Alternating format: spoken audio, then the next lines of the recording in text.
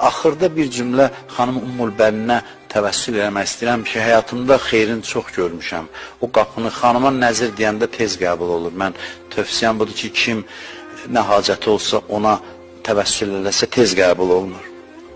Hələ ilk dəfə gəlin gələndə deyir, tarixdən oxuyuram sizin üçün, deyir, gəldi, dedi ki, bu evin böyük qız icazə verməsə mən bu evə daxil olmaram.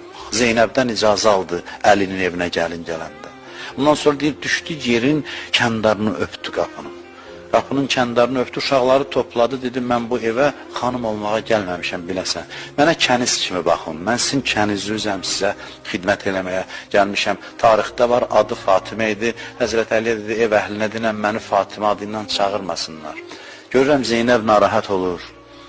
Mənə Ümmül Bənin desinlər. Oğluna da öyrətmişdi ki, qardaş deməyəsən Hüseynə.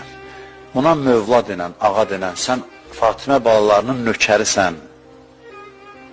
Ona görə deyirlər, atdan yerə düşəndə, ya əxa, qardaş eşinə nə imam sən deyandı. Bəlkə neçə ildir bu sözün arzusunda idi. Ariflərdən belə bir söz nəql edirlər, deyirlər, cürəti olmazdı yenə də qardaş deməyə. Fatimə gəldi başının üstünə. Fatimə dedi ki, qardaşlığı çağır. Xanım Zəhranın hörmətinə qardaş dedi imam sənə. Bunu ariflər deyir.